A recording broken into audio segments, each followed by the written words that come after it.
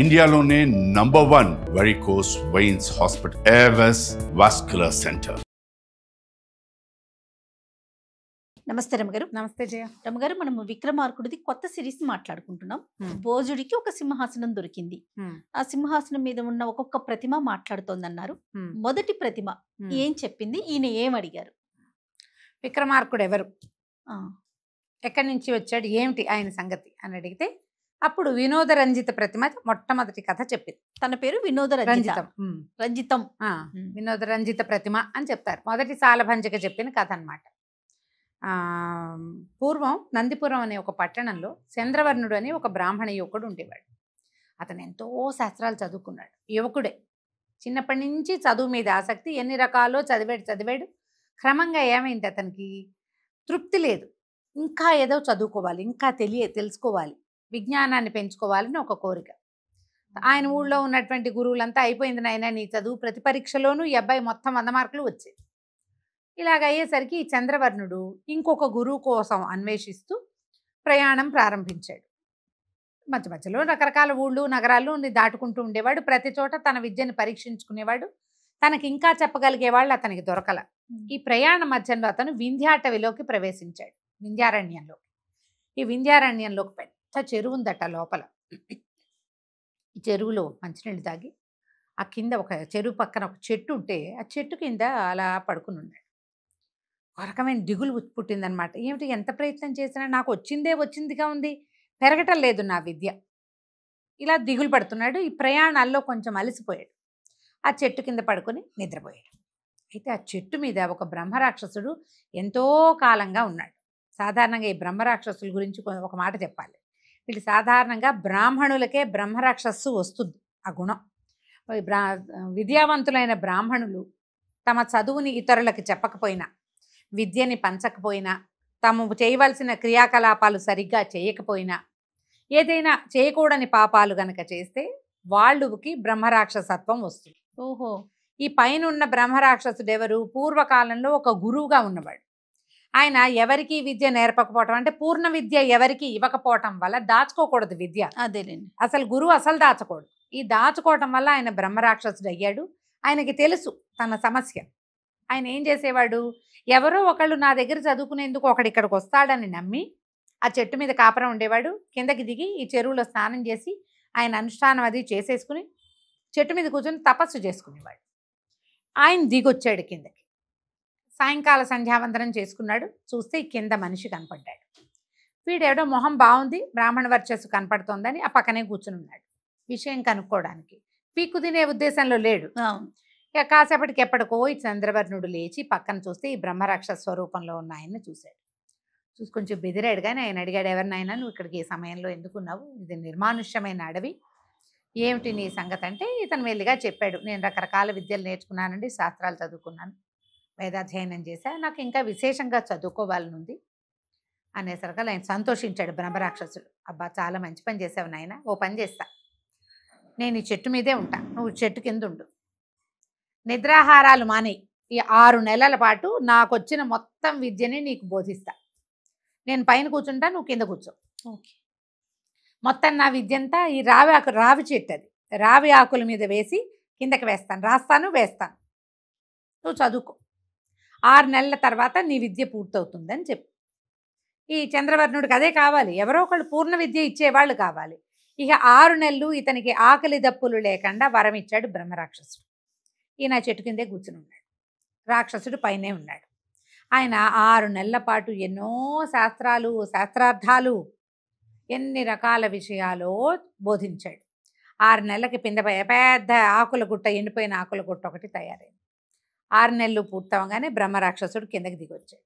నాయన, నాకు వచ్చిన విద్య అంతా నీకు చెప్పా, నువ్వు పూర్ణ విద్యావంతుడివి, ఇక ఊర్లోకి వెళ్ళిపోవు, నువ్వు ఇక్కడి నుంచి ఈ ఆకులన్నీ పట్టుకెళ్ళు, నీకు తర్వాత కాలంలో తెలుసుకోవడానికి చదువుకోవడానికి ఉపయోగపడతాయి, నువ్వు వెళ్ళి వివాహం చేసుకుని సంసారం చేసుకో, జీవితంలో స్థిరపడి నువ్వు విద్యావంతుడు అయిపోయావు అని వెంటనే ఆయన ఒక అగ్నిజ్వాలలాగా మారిపోయాడు. ఆయనలోంచి ఒక దివ్య పురుషుడు బయటకు వచ్చాడు. శాప విమోచనం అయిపోయింది బ్రహ్మరాక్షసుడికి. సంతోషంగా ఆయన దారిని ఆయన వెళ్ళిపోయాడు బ్రహ్మరాక్షసుడు. ఈ చంద్రవర్ణుడు ఏం చేశాడు, ఈ కింద పడి ఉన్న రావాకులన్నింటినీ ఒక గుట్టగా ఉత్తరయంలో మూట కట్టుకుని ఆ మూట భుజాన్ని వేసుకుని నడవటం మొదలుపెట్టాడు. ఈ వింధ్యాటవి ప్రాంతం నుంచి ముందుకు వెళ్తే ఒక పట్టణం ఉంది. లోపలికి నడిచాడు కానీ 6 నెలల నుంచి నిద్ర లేదు, తిండి లేదు. అవును. ఇప్పుడు అతనికి నీరసం తెలియటం మొదలుపెట్టింది. వెళ్ళి వెళ్ళి వెళ్ళి వెళ్ళి ఏదో బాగా అలంకరించి మంగళతూర్యాలు వినపడుతున్న ఒక ఇంటి వాకిట్లో అరుగు మీద పడిపోయాడు. ఆ అరుగు మీదే ఉండిపోయాడు. ఆ అరుగు అలంకారవల్లి అని పేరున్న ఒక వారాంగనది. ఆమె ఇల్లు. ఆ పొద్దుటి పూట రోజు అక్కడ అర్చనలు అవి జరుగుతాయి. అందుకని అక్కడ మంగళతూరినాదాలు వినపడుతున్నాయి. ఈయన శబ్దానికి ఆకర్షితుడై ఆ ఇంటి వాకిట్లోకి పోయి అక్కడ పడిపోయాడు. ఈవిడ దేవాలయానికి, ఇంట్లో ఏదో అర్చన అవుతుంది, ఆవిడ దేవాలయానికి వెళ్ళింది. తిరిగి వస్తూ ఈ వాకిట్లో పడి ఉన్నాయని చూస్తుంది. చూస్తే బ్రాహ్మణ వర్చస్సు కనపడుతుంది. ఆయన మహా అందమైన వాడు, చాలా అందగాడు, కానీ కొంచెం చిక్కిపోయినాడు. ఓకే. ఇది చూసేసరికల్లా ఈవిడ ఎంత బాగున్నాడు, ఇక ఇతనే నా భర్త అని నిశ్చయించుకుంది. లోపలికి వెళ్ళింది, పన్నీరు తెచ్చి మొహం మీద జల్లింది. లేచాడు కానీ ఆయనకేమీ స్పృహ లేదు. భయం వేసింది, ఏం ప్రాణాలతో ఉన్నాడా లేదా అనిపించింది. మామూలుగా నీళ్లు చల్లితే ఉలిక్కి పడాలి, ఉలుకు లేదేం లేదు. ఈవిడ ఒక వైద్యుడిని పిలిపించింది. ఆ వైద్యుడు వచ్చి చూసి పరీక్షించి, అమ్మాయి ఇతనికి ఆహారం లేదు, 6 నెలలైనా అయింది ఇతను అన్నం తిని, నిద్ర కూడా లేదు, ఇప్పుడు అపస్మారకంలో ఉన్నాడు అంటే వలవల ఏడ్చింది. అయ్యో ఈయన్నే భర్తగా అనుకున్నానండి, ఏమైనా అయిపోతాడా అంటే ఏమి అయిపోడు, ఒక మార్గం ఉందని. ప్రతిరోజు ఒక పడి అన్నము, ఒక పడి నెయ్యి, అంటే ఒక గ్లాసెడు అన్నం ఉండి దాంట్లో గ్లాసెడ్ నెయ్యి పోసి దాన్ని బాగా రసంలా చేసి మొత్తం ఒళ్ళంతా పట్టించాలి ఈ అబ్బాయికి. అప్పుడు ఈ రోమకూపాల్లోంచి ఈ అన్నరసం లోపలికి వెళ్ళి మూర్ఛ నుంచి మెలకు వస్తుంది. కోమాలో ఉన్నాడు ఈయన. కోమాకి ఆ వైద్యం చెప్పాడు. ఈవిడేం చేసింది, ఆయన లోపలికి చేర్చి రోజు ఒక గ్లాసుడు అన్నం ఉండి, ఒక పడి అంటే ఒక డబ్బా అన్నమాట, మనం మరి చిన్న గ్లాసు కాదు, ఒక పెద్ద గ్లాసునే పడి అంటారు. ఈ చిత్తూరు ఆ ప్రాంతాల్లో ఆ పడి లెక్కలు ఉంటాయి. అన్నం వండటం, దాంట్లో ఆ పడి నెయ్యి పోసి బాగా రంగరించి ఆ రసాన్ని మొత్తం ఒళ్ళంతా పట్టింపించి వారం రోజులు సేవించి, వారము అయ్యాక ఇతనికి లోపలికి అన్నసారం అంతా వంట పట్టి, ఆ నెయ్యి వల్ల మామూలుగా మనకి ఎత్తున నెయ్యి ఆయుర్ఘృతం అవును అంటారు, ఆయుష్ని, ఘృతమే ఆయుష్ని ఇస్తుంది. లేచాడు ఈయన. మేలుకు వచ్చి చూసుకుంటే తెలిసింది ఇది వారాంగన గృహం అని, కనపడుతున్న సౌందర్యవతి వారాంగన అని తెలిసింది. లేచాడు. లేవగానే ఈవిడ సంతోషించింది. మీరు అన్నం తినండి, ఆ అనుష్ఠానం చేసుకోండి, అది చేయండి, ఇది చేయండి, తర్వాత మనం పెళ్లి చేసుకుందామని. అనగానే ఆయన నిర్ఘాంతపోయాడు. పెళ్లి చేసుకోవటం ఏమిటి, నువ్వెవరు, నేనెవరు, సద్బ్రాహ్మణుణ్ణి, వారాంగనని పెళ్లి చేసుకోవటం ఏమిటి నేను అని ఒప్పుకోలేదు. ఒప్పుకోపోయేసరిగా ఆవిడ కొంచెం కాస్త గట్టి గట్టిగా మాట్లాడింది. చుట్టుపక్కల అంతా చేరారు.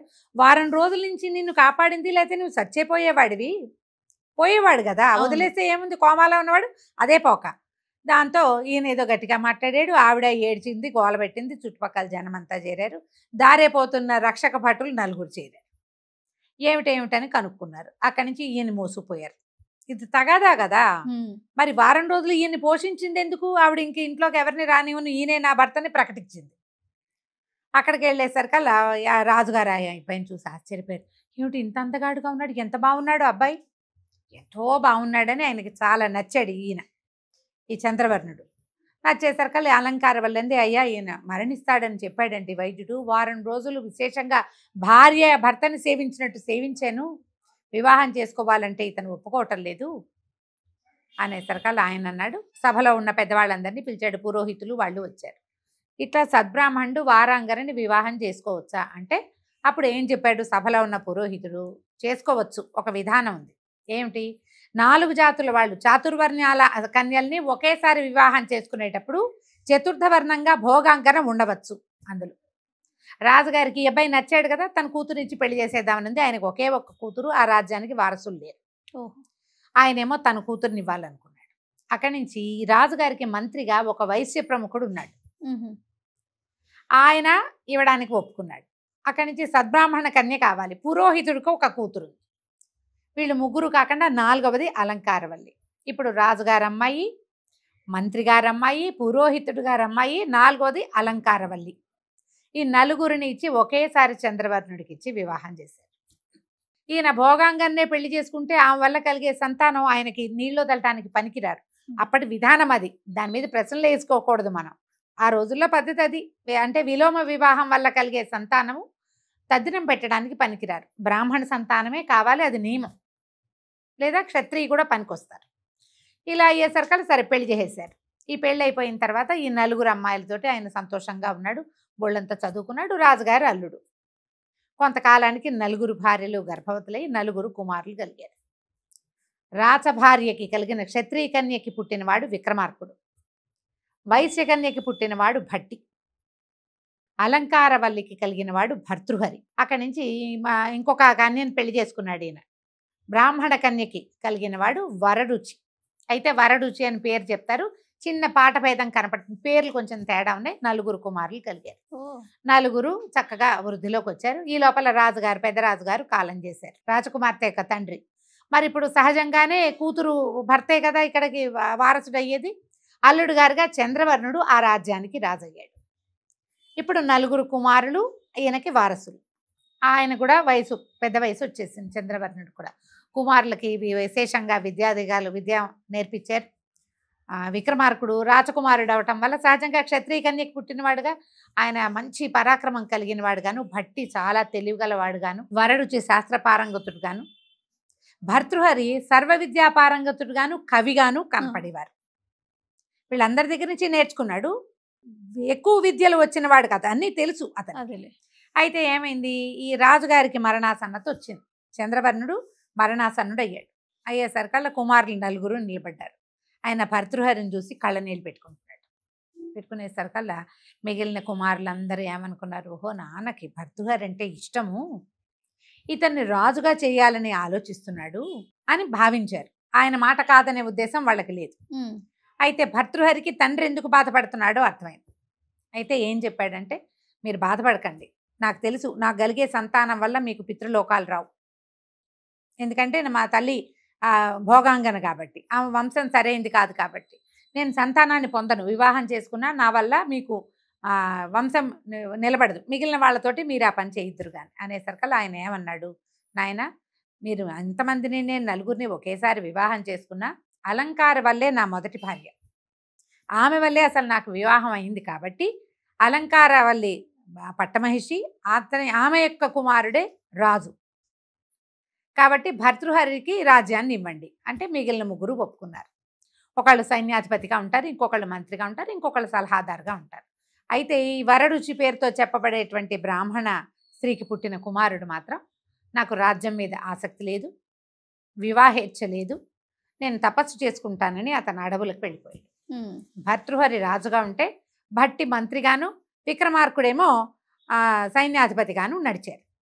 కొద్ది రోజులు గడిచింది. భర్తృహరి చాలా విశేషంగా బోళంత మంది పెళ్ళిళ్ళు చేసుకున్నాడు. ఆయన సంతానం అయితే లేదు. ఒకనాడు ఏమైంది, ఒక యోగి ఒక ఆయన వచ్చాడు. వచ్చి భర్తృహరి మహారాజుకి ఒక పండు తెచ్చిచ్చాడు. ఏం చెప్పాడంటే, ఈ పండు చాలా అద్భుతమైనది, జరామరణాలు ఉండవు, వృద్ధాప్యం రాదు, మరణం రాదు, ఈ పండును స్వీకరించండి అన్నాడు. ఈ భర్తృహరి గారికి పెద్ద భార్య అంటే పరమ ప్రీతి. భార్య దగ్గరికి వెళ్ళి ఆ పండుని ఆవిడకిచ్చాడు. దీంతో జరామరణాలు రావుట, నాకు నువ్వంటే పరమప్రీతి కాబట్టి నేను నీకు తెచ్చిచ్చాను, నువ్వు స్వీకరించు దీన్ని అని. పరమప్రీతే పెద్ద భార్య అంటే. కానీ పెద్ద భార్యకి ప్రీతికరమైన వాడు ఇంకొకడు ఉన్నాడు. ఆవిడేం చేసింది, ఆ పండుని తనకి చిన్నప్పటి నుంచి తనతో స్నేహంగా ఉండి రాజుగారి లేనప్పుడు తనతో కలిసి ఉండేవాడు ఒకడికి ఆ పండుని అప్పచెప్పింది. వాడు ఒక అశ్వచోదకుడు, అంటే గుర్రాలు దోలేవాడు. రాజుగారి భార్యది ఎంత బ్యాడ్ చాయిసో చూడు. అయితే వాడికి ఇచ్చింది, నీకు జరామరణాలు ఉండవు, నువ్వు ఎప్పుడు యవ్వనంగా ఉంటావు, నేను నీతో సంతోషంగా ఉంటాను, ఈ పండు తీసుకోమని. ఆ పండు మహత్యం ఎవరికి తెలుస్తుంది, వాడికి ఏం తెలుసు, ఏదో మంచి పండని వాడేం చేశాడు, ఆ పండుని తీసుకుపోయి, వాడికి ఇంకొక ప్రేయస్ ఉంది, రాణిగారు అప్పుడప్పుడు పలకరిస్తాడు, వాడికి సహజ ప్రేయస్ ఒకటి ఉంది, అదొక దాసి. ఆ దాసి ఏం చేస్తుంది, పళ్ళు అమ్ముతుంది, కూరలు అమ్ముతుంది రోడ్ల మీద, దానికి అప్పచెప్పాడు ఆ పండు. కాలంగాని కాలంలో కనపడిన మామిడి పండు చూసి అది ఇంటికెళ్ళి తన భర్త పిల్లలతోటి తినచ్చని ఆ పండుని బుట్టలో పెట్టుకుని కూరలు అమ్మబోయి కూరలన్నీ అమ్ముకున్నాక బుట్టతో సహా ఇంటికి వెళ్తారు. ఈ భర్తృహరి గారు రాత్రి సాయంకాలం వేళ ఈ మన సౌధోపరి భాగంలోకి పైకెక్కి పచారులు చేస్తున్నాడు. కింద పైనుంచి చూస్తుంటే ఆయనకి పచ్చటిదేదో ఆయన దృష్టిని ఆకర్షించింది. తీరా చూస్తే అదొక మామిడి పండని, కాలంగాని కాలంలో మామిడి పండు ఎక్కడిది అని ఆశ్చర్యపోయి ఆయన గుర్తొచ్చింది, మన దగ్గరికి ఒక పండు వచ్చింది, కాలంగాని కాలంలో మామిడి పండే విశేషం. ఆ అమ్మిని పిలిచి కేకేసి అడిగాడు, ఈ పండు నీకు ఎక్కడిది అంటే ముందు భయం వేసింది కానీ తర్వాత మెల్లిగా ఒప్పుకుంది. ఫలానా ఒక స్నేహితుడు ఉన్నాడు, వాడిచ్చాడని. ఈ స్నేహితుడు ఎవడు, వాడిని పట్టుకున్నారు. వాడు ఒక అశ్వశోధకుడు, వాడిని పట్టుకొస్తే వాడు మంచి కండలు తిరిగి స్ఫురద్రూపిగా ఉన్నాడు. వాడిని గట్టిగా దండించేశారు కల్లా రాణిగారు నాకు స్నేహితురాలు ఆమె ఇచ్చింది. ఆ పండును పట్టుకుని భర్తృహరి గారి భార్య దగ్గరకు వచ్చాడు. ఇంత పని చేసావా నువ్వు? నేను ఒక మహారాజును అయ్యుండి ఇంత విశేషమైన ప్రజ్ఞ కలిగిన తమ్ముళ్లతోటి సేవించబడే రాజ్యానికి ప్రధానమైన వాడిని నువ్వు ప్రధానురాలివి, ఈ పని చేసావే. నాకు స్త్రీ వ్యామోహం, సంతాన వ్యామోహం ఉండదని మా తండ్రికి మాటిచ్చాను. నేను స్త్రీ వ్యామోహం కూడా ఉండకూడదని భగవంతుడు నాకు తెలియజేశాడు. నీ దారిని నువ్వు వెళ్ళిపో అని చెప్పి తన మొత్తం భార్యలందరినీ విముక్తులు చేసేశాడు. నాతోటి ఇంకా మీకు సంబంధం లేదు, మీ దారిని మీరు వెళ్ళండి అని. ఆ పండు తను భుజించి అడవికి తపస్సు చేసుకోవడానికి వెళ్ళిపోయాడు. భర్తృహరి పరమాద్భుతమైన శతకం రాశాడు. 100 శ్లోకాలు ఆయన రాసినవి సంస్కృతంలో. భర్తృహరి శతకం ఎంత అద్భుతమైనవంటే మన యోగి వేమన పద్యాలు ఎలాంటి ఆణిముత్యాలు, భర్తృహరి రాసినటువంటి సుభాషితాలు, శతకం సుభాషితాలు ఆణిముత్యాలు. ఆయన జీవితానుభవం అంతా దాంట్లో కనపడుతుంది. ఆయన అడవికి వెళ్ళిపోతూ తమ్ముడైన విక్రమార్కుడికి క్షత్రియ కుమారుడైన ఆయనకి రాజ్యాన్ని అప్పచెప్పాడు. మీ ఇద్దరు తండ్రి గారు సమర్పించిన రాజ్యాన్ని జాగ్రత్తగా చూసుకోండి, ఇంకా నన్ను ఆశించద్దు, నేను రాను అని వెళ్ళిపోయాడు. వెళ్ళి ఏవో గుహలలో ఉండి ఎంతకాలమో తపస్సు చేసుకుని ఆయనకి జరా మరణం లేదు ఆ పండు వల్ల. అలాగే ఉండి ఎన్నో సుభాషితాలు ప్రపంచానికి అందించాడు. తర్వాత రాజు అయిన వాడు విక్రమార్కుడు. ఈ విక్రమార్కుడు భట్టి ఇద్దరు చాలా విశేషమైన ప్రజ్ఞతోటి రాజ్యం చేసుకున్నారు, ముందుకు తీసుకెళ్లారు. అయితే ఈయన చాలా ప్రజ్ఞావంతుడు. అసలు ఈగ కత్తి యుద్ధంలో ఆరితేరిన వాడు ఎవరు? విక్రమార్కుడు. అయితే అతనికి ఏమనిపించిందంటే, మనం ఇంత ప్రజ్ఞావంతులమై ఇంత చిన్న రాజ్యం ఏమిటి, రాజ్యాన్ని విస్తరిద్దాం. లెక్క ప్రకారం మనం 4 అన్నదమ్మలు ఉంటే నలుగురికి సరిపడా దీనికి 4 ఇంతలు ఉండద్దా? పెద్దవాళ్ళు ఇద్దరు వెళ్ళిపోయారు అనుకో, ఆఖరివాడు మధ్యలో వాడు వెళ్ళిపోయారు, నువ్వు నేను మిగిలేము, మనకైనా ఈ చిన్న రాజ్యం ఏమిటి మన ప్రజ్ఞకి అని చెప్పి రాజ్య విస్తరణ మొదలుపెట్టారు. రాజ్యాన్ని చాలా విస్తరించారు. చుట్టుపక్కల ఎందరో రాజులు వీళ్ళకి పాదాక్రాంతం అయ్యారు. అయిన తర్వాత విక్రమార్కుడికి ఏమనిపించిందంటే, మనం ఒక రాజధాని కట్టుకుందాం, మన రాజ్యాన్ని అక్కడికి మారుద్దాం, అనువైన ప్రదేశాన్ని వెతకమని భట్టికి చెప్పారు. ఈ భట్టి నేను ప్రదేశాన్ని వెతుకుతానని అన్నగారికి చెప్పి, అన్నగారు రాజ్యం చేస్తుండగా భట్టి దేశాటనకి వెళ్ళాడు. ఈయన కొన్ని యుద్ధాలు చేసుకుంటున్నాడు, ఆయన దేశాటనకి బయలుదేరాడు. ఈ వెళ్ళగా వెళ్ళగా వెళ్ళగా వెళ్ళగా ఈ భట్టి గారికి వింధ్యపురి అనే ప్రాంతంలో అక్కడ గుణనిధి అలాంటిది ఒక నదీ ప్రవాహం ఉంది. క్షిప్రా నది అని చెప్పాలి మనం, క్షిప్ర ఆ నది. ఆ నదీ పరివాహక ప్రాంతంలో ఒక అత్యద్భుతమైన భద్రకాళీ దేవాలయం కనపడింది. అమ్మవారు విశేషంగా కనపడుతోంది స్వరూపం. చాలా అంటే ఆమె ఎంత శక్తివంతురాలంటే, ఆమె ఎదురుగుండా ఉన్న కోనేట్లో ఒక ఆయుధం నిలబెట్టబడి ఉంది, దానికి ఆధారం లేదు, ఇట్లా గాల్లో తేలుతోంది. అది పెద్ద మర్రి చెట్టు, ఎంత శాఖోపశాఖలుగా ఉందో. ఆ మర్రి చెట్టుకి రకరకాలుగా సైజుల్లో ఉట్టి ఉంటుంది కదా, అవి వేళ్లాడుతున్నాయి. లోపలికి వెళ్ళాడు దేవాలయంలోకి. విశేషంగా కనపడుతోంది. లోపలికి వెళ్తే అంటే కొంతమందికి మనకు ఎనర్జీ తెలుస్తుంది కదా, ఇక్కడ ఏదో శక్తి ఉంది అని. ఆయనకు చాలా సంతోషం కలిగింది. ఇదే మనం ఉండాల్సిన ప్రదేశంగా అనిపించే దేవాలయంలో కూర్చునేసరికల్లా అమ్మవారు కత్తి అందిస్తున్నట్టు, నవ్వుతున్నట్టు అట్లా ఆయనకు కనపడడం మొదలుపెట్టి చాలా సంతోషం కలిగింది. ఈ ప్రాంతాన్ని మనం పరిశీలిద్దాం, ఈ ప్రాంతాన్ని అన్నయ్యకి చూపిద్దాం అనుకున్నాడు. ఆయన ఈ దేవాలయం అంతా తిరుగుతుంటే ఒక చోట ఒక శిలాఫలకం కనపడింది. దాని మీద ఒక ప్రకటన రాయబడింది. ఎవరైతే బ్రాహ్మణ, క్షత్రియ, వైశ్య, శూద్ర 4 జాతుల్లో వాడు ఎవరైనా సరే, మహాసాహసికుడు ఎవడైనా ఈ దేవికి ఎదురుగుండా ఉన్న చెట్టు మీద ఉన్న 7 ఉట్లని ఒకేసారి ఒక్క కత్తివేటుతోటి తెగ్గొట్టి శూలాయుధం మీదకి తల్లకిందులుగా గనక దూకగలిగితే వాడికి దేవి ప్రత్యక్షమవుతుంది, కోరిన కోరిక తీరుస్తుంది. విక్రమార్కుడే పరమసాహసి, భట్టి ఆయనకి తమ్ముడు, సాహసంలో తక్కువ కాదు. అతనికి ఏమనిపించింది, ఈమె అమ్మవారు చూస్తే పరమశక్తివంతంగా ఉంది, ఈ ప్రకటన మరీ వింతగా ఉంది, ఈ ప్రకటన ప్రకారం చేస్తే గనక ఇక్కడున్నది ఏదో మనకి లభ్యమవుతుంది. ప్రకటన కింద రాయబడింది, అమ్మవారి ఎదురుకుండా నవనిధులు పాతిపెట్టబడి ఉన్నాయి. నవనిధులు అంటే సామాన్యం కాదు అని, ఒక నిధి దొరికితేనే గొప్ప, నవనిధులు అంటే సామాన్యమైంది కాదు. ఆ నవనిధులు దొరుకుతాయి ఈ సాహసికి. ఈయన వెంటనే మేఘాల మీద బయలుదేరాడు వెనక్కి. ఈ విక్రమార్కుడి దగ్గరికి వెళ్ళి, నేను ఒక స్థలం చూశాను, అదొక నదీ పరివాహక ప్రాంతము, మన భూభాగంలోకి కాదు, కానీ అక్కడ ప్రజలు ఆసక్తికరంగానే ఉన్నారంటే ఎవరైనా రాజు వస్తే ఆ పరిపాలనా యోగ్యంగా ఉన్నది ఆ ప్రదేశం. జనం తక్కువ ఉన్నారు, కానీ అదేదో దివ్య దేశంలాగా కనపడుతోంది. ఇక్కడ ఒక భద్రకాళి అమ్మవారి దేవాలయం ఉంది, అమ్మ విశేషంగా ఉంది. అక్కడ ఒక ప్రకటన ఉంది శిలాఫలకం మీద, మనం అది చూద్దాం పదని అన్నయ్యని వెంబడి పెట్టుకుని వచ్చాడు. ఈ విక్రమార్కుడు కూడా ఈ శక్తిని ఫీల్ అయ్యాడు, ఆయన కూడా తెలిసింది. సరే చూశాడు, ఏమిటిది, ఎదురుగుండా ఏం రాసింది, ఎదురుగుండా చెట్టు ఉంది, చెట్టుకు 7 ఉట్లున్నాయి, ఈ 7 ఉట్లని ఒక దెబ్బతోటి పడగొట్టాలి, శూలాయుధం మీదకి తల్లకిందులుగా దూకాలి, తల కింద పడాలి. చెట్టెక్కాడు.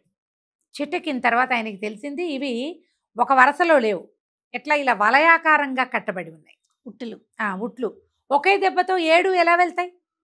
ఆ పైన నిలబడి కేకేశాడు, భట్టి ఇక్కడ ఉపాయం తెలియటం లేదు, ఇవి వేరువేరుగా వేళ్లాడబడుతున్నాయి, వీటిని ఏం చేయాలంటే బట్టి బాగా చూసి ఒక పని చేయి, మొదటి ఉట్టు మీద కాలేసి దాన్ని 2వ ఉట్టుకి చుట్టు, దాన్ని విసురు, అది 3వ ఉట్టికి చుట్టుకుంటుంది. ఇప్పుడు మామూలుగా ఏం చేస్తాము, ఒకటి వేళ్లాడుతున్న దాన్ని విసిరామనుకో, అది 2వ దాని మీదకి వెళ్ళంగానే గుండ్రంగా తిరిగేస్తుంది. అవును, గుండ్రంగా తిరిగి ఇది దాన్ని పట్టుకుంటుంది. 2వ దాన్ని తోస్తే అది 3వ దాన్ని, 3వ దాన్ని తోస్తే అది 4వ దాన్ని పట్టుకుంటుంది. ఈ వలయాలు పూర్తయ్యేసరికల్లా 7 ఒకదానికొకటి చుట్టుకుంటాయి. అప్పుడు ఒక తాటి మీదకి వచ్చినట్లు అవుతుంది, అప్పుడు కొట్టేసేయచ్చు. మళ్ళీ అడిగాడు పైనుంచి, శూలాయుధానికి ఏమీ ఆధారం కనపట్టలేదంటే అమ్మవారికి ఎదురుగుండా ఉంది అది, అందుకని శూలాయుధం ఇట్లా నిలబడి ఉంది, దాని కింద ఏం లేదు, కొస ఉంది. ఇప్పుడు మనం దూకితే ఎక్కడికి దూకాలి, ఆ కొస మీదకి తలకాయ పడుతుంది, అంటే దిగిపోవటమే. సరే విక్రమార్కుడు వెనక్కి చూసే లక్షణమే లేదు, ఆయన జన్మలోనే లేదు. ఈ 7 ఉట్లని ఒకదానికొకటి చుట్టేలాగా తోసాడు, ఒకదాని మీదకొకటి తోసేసరికల్లా 7 వెళ్ళి ఒకదాని వెనకాల ఒకటి 7 చుట్టున్నాయి. మళ్ళీ వెనక్కి తిరిగేస్తాయి అవి. ఇప్పుడు మనం గుండ్రంగా తిప్పితే వేళ్లాడేసామనుకో, మళ్ళీ రయ్యమని వెనక్కి తిరిగిపోతుంది, రయ్యమని వెనక్కి తిరిగి మళ్ళీ ముందుకు తిరుగుతుంది. మొదటిసారి చుట్టునన్ని చుట్లు చుట్టదు, తక్కువ చుట్టు, కానీ చుట్టడం మాత్రం జరుగుతుంది. ఇవి ముందుకి వెనక్కి కదిలి చుట్టుకునే క్రమంలో ఈయన ఏం చేశాడు, ఒకే ఒక్క వేటుతోటి 7ని కొట్టేశాడు. 7 ఉట్లు రాలి కింద పడ్డాయి. ఈయన జయ భద్రకాళి అని తల్లకిందులుగా శూలం మీదకి దూకేస్తే శూలం మాయమైపోయింది. ఈయన ఎట్లా పడ్డాడు, చేతులతోటి పడ్డాడు కిందకి, చేతులు కింద కాళ్ళు పైకి, ఆ చేతులతో ఇంకా కాళ్ళు కిందకి పెట్టాల, అలాగే చేతులతోటి నడుచుకుంటూ వచ్చాడు అమ్మవారి దగ్గరికి. ఈ విగ్రహంలోంచి పెద్ద వెలుగు వచ్చింది, ఎంత వెలుగో, ఆ వెలుగులోంచి భద్రకాళి అమ్మవారు ప్రత్యక్షం అయ్యేసరికి ఇక ఎంత సంతోషించాడో విక్రమార్కుడు, పరమానందాన్ని పొందాడు.